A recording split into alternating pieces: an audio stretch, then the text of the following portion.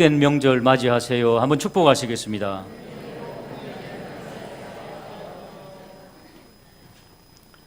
예수님께서 가버나움이라고 하는 동네에서 백부장의 종을 치유하신 이후에 나인성이라고 하는 하룻길 정도 떨어진 그곳을 가셔서 죽은 청년을 살려주는 그런 사건이 오늘 기록되어 있습니다. 11절에 보시니까 그 후에 예수께서 나인이란 성으로 가실새 그렇게 말씀하지요. 한 하룻길 정도 떨어진 길을 부지런히 걸어서 주님께서 갔더니 죽은 청년 장례식을 만나게 되지요. 그래서 그곳에서 그 놀라운 일을 행하시고 그 다음 17절 한번 읽어볼까요? 시작.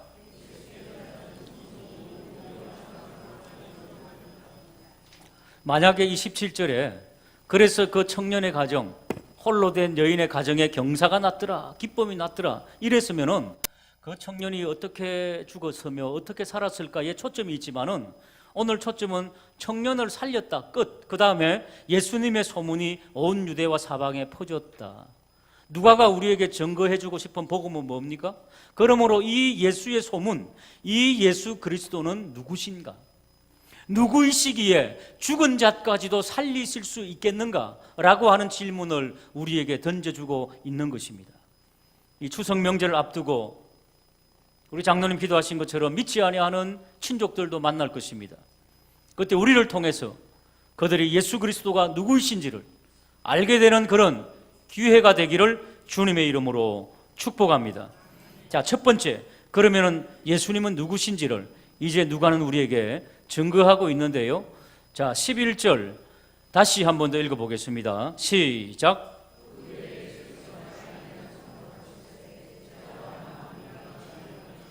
자, 예수님께서 나인성으로 가실새. 자, 백부장의 종을 고쳤을 때에는 예수님께서 능동적으로 백부장의 종을 찾아가실새 그런 게 없죠. 그저 백부장이 보낸 유대인의 장로님들에게 이야기를 듣고 그래 한번 가보자. 좀 수동적으로 이야기를 듣고 가셨습니다. 그런데 오늘 11절에는 예수님께서 친히 나인성으로 하룻길을 걸어가신 겁니다. 의도적으로 가신 겁니다. 그곳에서 하나님의 역사를 행하기 위해서 가셨다는 것을 말씀하고 있는데 우리는 읽으면서 왜 주님께서 가셨는지 알고 있습니다. 왜 가셨을까요? 그곳에 깊은 절망과 슬픔이 빠져있는 한 홀로 된 여인이 있다는 것을 우리는 읽게 됩니다.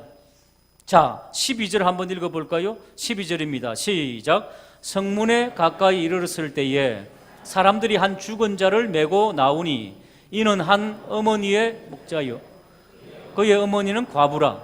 성에 많은 사람도 그와 함께 나오거늘. 절망 가운데 장례식을 하는 것을 우리 예수님은 저 하룻길 멀리 있는 나인성에 이 일이 있다는 것을 이미 아셨습니다. 그렇기 때문에 의도적으로 일부러 제자들과 많은 사람들을 데리고 동행했던 것입니다. 여기서 보여주는 우리 예수님은 누구실까요? 한번 따라할까요? 전능하신 하나님. 우리 예수님은 전능하시기 때문에 시간과 공간을 초월하여서 그 하룻길 멀리 있는 그곳에서 어떤 일이 있는지를 알고 계시다는 것입니다. 여러분, 우리 자녀들이나 친족들 있죠? 이제 추석 명절 되면 멀리 있는 분들 만날 터인데 부모님하고 떨어져 있으면 마음이 그냥 애절하잖아요. 우리 아이들이, 우리 친족들이 어떻게 지낼까? 왜 그럴까요? 우리는 공간을 초월할 수 없는 존재이기 때문에 멀리 떨어져 있으면 보고 싶고 걱정되고 하는 것이 우리 사람들입니다. 그러나 우리 예수님께서는 멀리 떨어져 계시다 할지라도 우리의 상황을 잘 아시는 전능하신 하나님, 할렐루야, 그 하나님인 것을 우리에게 보여주고 있습니다. 여러분, 우리 기독교에 그리고 전 세계의 가장 위협적인 그런 존재들이 바로 이슬람 교도들이지요. 특별히 과격한 IS 같은 그런 폭력 집단들. 그들이 믿는 하나님은 알라 신입니다.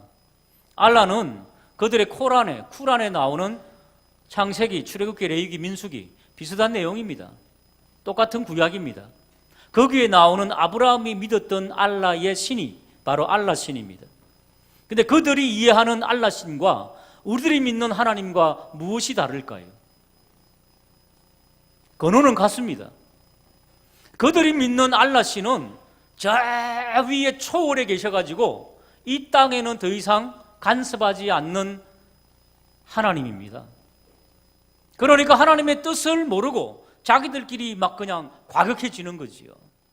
그러나 우리가 믿는 성경에서 말씀하는 하나님은 저 멀리 초월에 계신 하나님이시지만은 그분은 지금도 성령으로 우리와 함께 하시고 우리 마음속에 내재하고 있음을 믿으시길 바랍니다.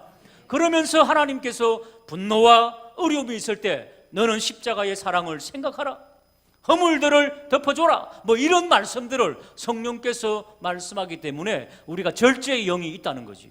성령은 절제의 영이거든요. 절제하지 못하는 자들 때문에 저렇게 세계가 어지러워지고 있는 거지요.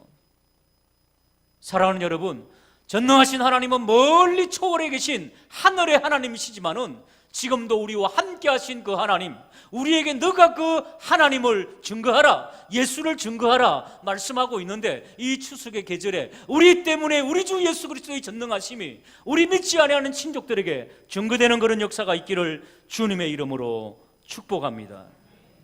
우리 예수님은 멀리 하루길 그 밖에서 이 나인성에 어떤 슬픔과 절망이 있는 것을 아셨습니다. 그렇기 때문에 먼저 찾아가신 것입니다. 한번 따라 하실까요? 먼저 찾아오시는 예수님. 예수님은 우리의 모든 환경과 여건을 아십니다. 그렇기 때문에 먼저 찾아오시는 겁니다. 첫사람 아담과 하와가 선악을 알게 하는 나무의 실과를 따먹고 너무 무서워가지고 동산 나무 뒤에 숨었습니다. 그때 하나님께서는 먼저 찾아오셨습니다. 아담아, 하와야, 너희들이 어디에 있느냐? 사랑하는 여러분, 죄악된 마음으로 지금도 여전히 불편한 마음 가지고 있으면 그 주님의 음성을 들으시기를 주님의 이름으로 축복합니다. 너의 죄를 숨기지 말고 나와 함께 의논하자. 너의 죄가 주홍같이 붉을지라도 내가 양털같이 희게 해 주리라. 이 주님의 음성을 듣게 되기를 주님의 이름으로 축복합니다. 예수님께서도 죄와 허물로 죽었던 우리들을 먼저 찾아오신 것이 십자가 사건 아닙니까? 에베소서 2장 12절에서 13절까지 보시면은 그때의 너희는 그리스도 밖에 있었고 저 멀리 있었다는 겁니다. 이스라엘 나라 밖에 있는 사람들, 약속의 언약들에 대해서는 외국인이요, 세상에서는 소망도 없고 하나님도 없는 자이더니 이제는 먼저 찾아오신 주님 때문에 이제는 전에 멀리 있던 너희가 그리스도 예수 안에서 그리스도의 피로 가까워졌느니라. 할렐루야. 우리를 가깝게 해주시고 하나님의 형제 자매 가족 삼아주신 그 십자가의 은혜를 생각하며 이번 추석에 아름답게 하나 되는 그런 놀라운 역사가 있기를 주님의 이름으로 축복합니다. 첫 번째 주시는 메시지가 뭐라고요? 하나님은 전능하신 하나님. 전능하신 하나님, 우리의 모든 상황을 아시고 우리를 먼저 찾아오시는 하나님. 두 번째입니다. 13절 말씀 한번 읽어보겠습니다. 13절입니다. 시작.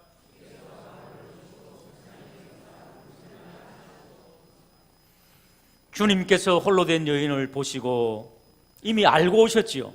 불쌍히 여기시고 울지 말라, 그렇게 말씀하십니다. 한번 받아하실까요? 긍휼과 사랑이 풍성하신 하나님.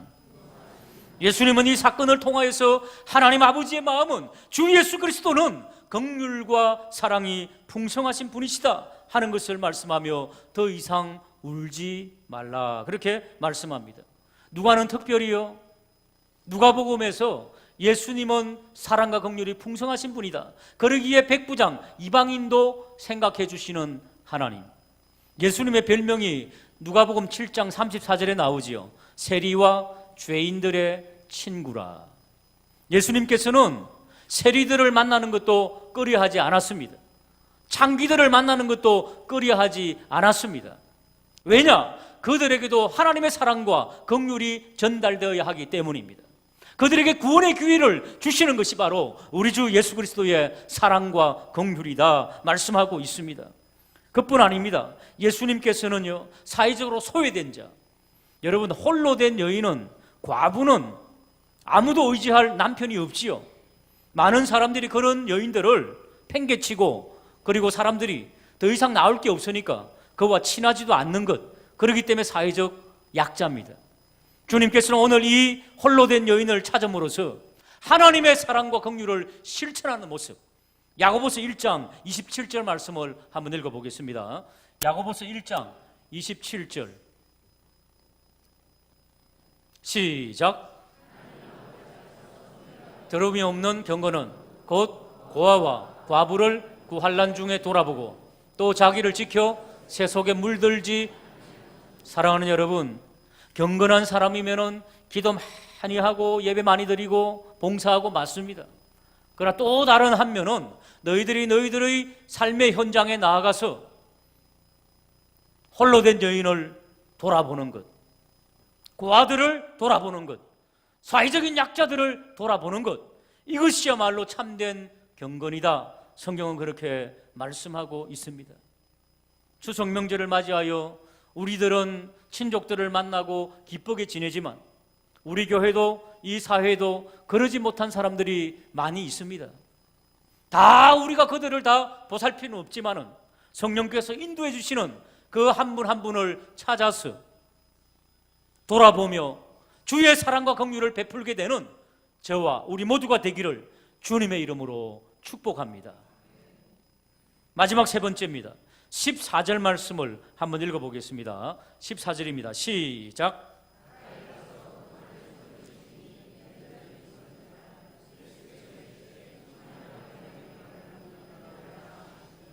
예수님께서요, 가까이 가서 그렇게 말씀합니다. 의도적으로 가는 거지요. 여러분, 장례 행렬에 시신을 앞에 두고 사람들이 따라갑니까? 사람들이 끌고 갑니까? 장례 행렬이. 이스라엘에는요, 시신을 두고 뒤에서 멀찌감치 따라갑니다. 오늘도 동네 사람들이 12절에 보니까 망연자실하여 따라가고 있지요. 너무 슬프잖아요. 남편도 잃었는데 하나밖에 없는 외아들을 의지하고 살았는데 그 외아들, 꽃도 피지 못한 그 청년이 죽었으니 얼마나 말로 표현할 수 없는 이 슬픔이 이 장례 행렬에 지금 써져 있는 것 아니겠습니까? 예수님께서 가까이 의도적으로 가십니다. 왜? 하루길을 걸어서 일부러 오셨거든요. 그리고 그 관에 손을 댑니다. 그 관입니다. 해관이 아니고 그 관에 손을 대셨다. 자, 이스라엘의 관은 어떻게 생겼을까요? 우리는 관하면 지금 이 관을 읽으면서 네모 괴짝이 있고 거기에 시신이 들어가 있고 뚜껑이 딱 닫혀갖고 못질해 있다 이렇게 생각하시죠? 그건 우리나라 관이지요. 저 이스라엘 땅에는 사람이 죽으면은 시신을 하얀 세마포로 둘둘 맙니다. 둘둘 말아가지고 그저 들것이나 상여이지요. 그 위에 탁 얹습니다. 그러니까 시신이 이렇게 돼 있는 게 그대로 보이는 거지요. 그리고 그것을 그냥 가져가가지고 바위 굴 같은 데 이렇게 넣지요. 그러니까 시신의 모습이 세마포 이렇게 이불 같은 거로 덮여 있을 수도 있지만 보이는 거지요. 구약의 율법에 보면은 그 시신에게 가까이 가지 말고 손을 대어서는 부정하다 그랬습니다. 부정하기 때문에 7일 동안 그 사람은 부정하고, 그렇기 때문에 죄를 가지고 그리고 우슬초를 가지고 몸을 깨끗이 씻고 7일 동안 그렇게 정결의식을 행해야 된다는 겁니다. 왜냐하면 7일 동안 지켜보면서 사람들과 격리시킵니다. 왜? 부정하기 때문에. 시신은 여러분 죽게 되면은 안에 있는 것들이 녹아버리지 않습니까? 뇌와 내장이 녹기 때문에 흘러내리기 때문에 구멍들을 다 막지 않습니까? 흘러내리고 부패하기 때문에 거기에서 세균이 번식되기 때문에 위험하다는 겁니다. 그렇기 때문에 우슬초로 날마다 목욕 재개하고 7일 동안 지켜보는 거예요. 관찰하라는 거지요. 이 사람이 혹시 전염병에 걸리지 않았는지. 현대에도 여러분 미국 같은 그렇게 훌륭한 그런 의학적인 군사적인 기술이 앞선 데에도 죽은 시신의 옆에 갔다가 탄저균, 탄저병이 걸리면 큰일 나거든요. 죽습니다. 지금도 아주 그렇게 삼엄하게 다루는 그런 규칙이지요. 바로 성경에도 말이지요. 그렇게 다루는 것이 바로 시신에 대한 다룸입니다. 제사장은 백성들을 자주 만나야 되는 어른이고 백성들과 상담해주고 예배를 드려야 되기 때문에 제사장은 다 할 수 있지만은 시신에 손을 대지 말라. 너희 가족이 돌아가도 시신과 가까이 하지 말라. 너희들은 너희 한 몸이 아니다 하는 것을 레위기법, 민수기법에는 규정하고 있습니다. 그런데 주님께서는 그 법을 다 아시면서 일부러 가까이 나아가서 그 관에 손을 대었다는 것은 시신에 손을 대었다는 것입니다. 그랬더니 어떤 일이 일어났을까요? 예수님이 부정 탔나요? 예수님이 전염병에 걸리셨나요? 한번 따라할까요? 청년아, 내가 내게 말하노니 일어나라. 15절 한번 읽어볼까요? 시작.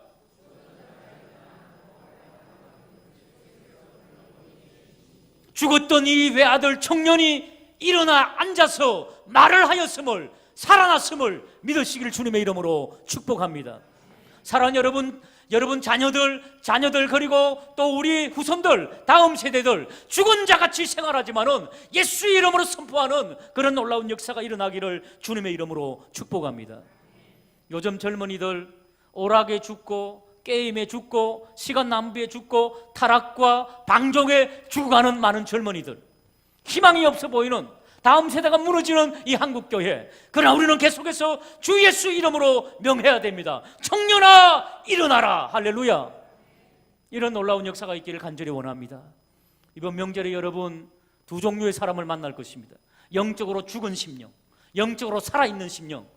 세상에는 두 종류의 사람밖에 없습니다. 우리는 영적으로 살아있는 그 주님을 믿음으로 영적으로 죽은 자들을 향하여서 외쳐나가는 그런 복음 전도자가 되기를 주님의 이름으로 축복합니다. 예수님께서 시신의 손을 대셨지만은 예수님이 부정타지 않았습니다. 오히려 부정한 그 시신이 벌떡 일어났다는 것을 성경은 말씀하고 있습니다. 예수님은 율법을 능가하시는 분, 율법을 규정하고 있지만은 예수님은 시신에 손을 대므로써 본인이 부정한 것이 아니라 시신이 정결하게 되었다. 우리가 가는 곳마다 부패한 것이 정결하게 되는 그런 놀라운 역사, 죄인된 사람들이 하나님의 의인으로 바뀌게 되는 그런 놀라운 역사가 있기를 주님의 이름으로 축복합니다. 제사장이 할 수 없는 그 일을 하신 우리 주님, 예수님은 위대하신 대제사장이 있다. 사람들은 뭐라고 고백하고 있습니까? 16절, 모든 사람이 두려워서 하나님께 영광을 돌려 이르되 큰 선지자가 우리 가운데 일어났도다. 한번 따라할까요? 예수님은 위대하신 선지자이다. 죽은 자를 살리신 구약의 사건이 몇 개 나오지요. 엘리야도 살렸지요. 엘리사도 죽은 자를 살렸지요. 그런데 예수님께서 살리신 것과 무엇이 다르겠습니까? 구약의 선지자들이 살린 것은 전능하신 하나님 앞에 기도함으로 살려냈습니다. 선지자의 힘이 아니라 전능하신 하나님의 능력이었지요.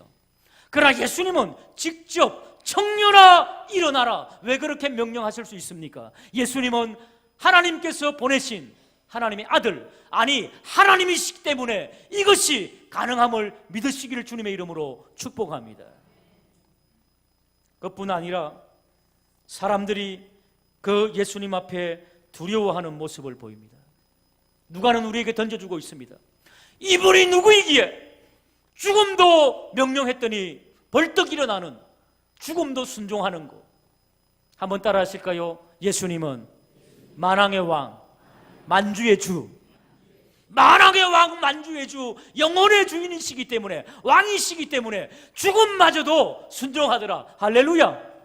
우리 예수님은 전능하신 하나님, 시공간을 초월하시는 하나님, 우리의 모든 상황을 더 잘 아시는 하나님, 우리의 큰 대제사장, 큰 선지자, 큰 왕, 만왕의 왕, 우주의 왕, 이것이 바로 오늘 본문의 증거올시다. 사랑하는 여러분, 이 주님을 우리는 지금도 믿고 섬기고 있습니다. 이 사건 때문에 마지막 17절 예수 그리스도에 대한 소문이 온 유대와 사방에 퍼졌던 것처럼 우리들의 믿음 때문에 이 추석의 명절, 우리 주 예수 그리스도의 전능하신 하나님의 그 놀라우심이 증거되는 그런 놀라운 추석 명절이 되기를 주님의 이름으로 축복합니다. 기도하시겠습니다. 하나님 아버지,